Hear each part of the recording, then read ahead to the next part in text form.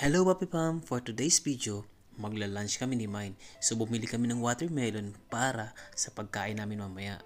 Malaki rin to, binili namin for $7. Ayan, tingnan nyo, hihiwain natin. Wala, di ba?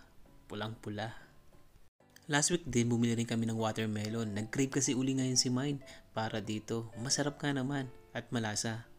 This time, habang naghihiwa ako ng watermelon, si Mine naman, nagluluto naman ng steak, ulam namin ngayon. Ewan ko ba, tuwing day off ko na lang, puro steak ang ulam namin.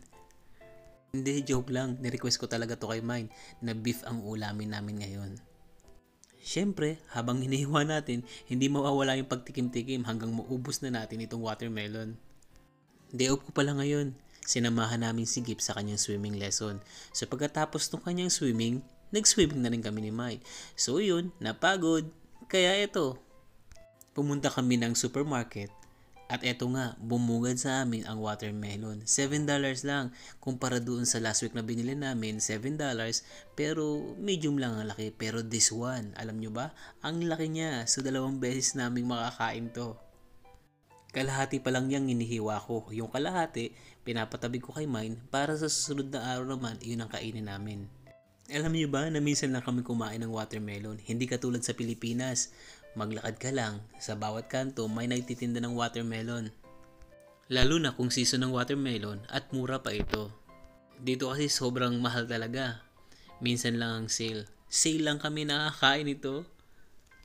Kaya nga ito, sulitin natin ang day off. Magpakabusog tayo sa watermelon. Sigip nga pala nasa loob lang ng kwarto, nanonood ng kanyang TV. Yung Roblox, alam niyo naman yun, hindi maistorbo kapag Roblox na usapan. Pero syempre, gumagamit siya ng gadget, pero may alarm.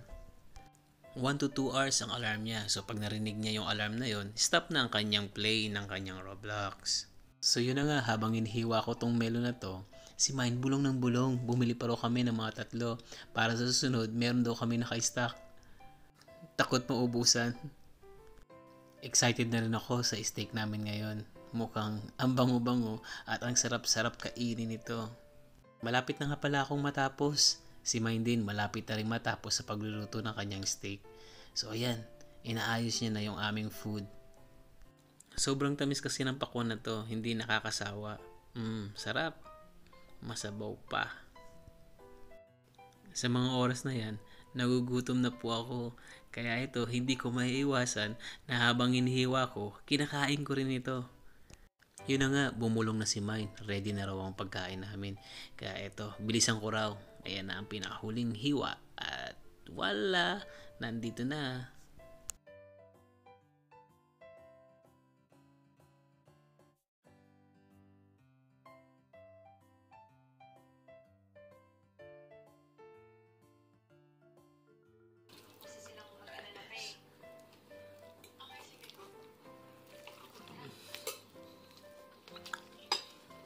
May ganun rare.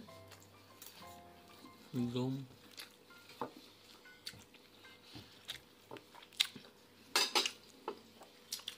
Yummy. Very yummy.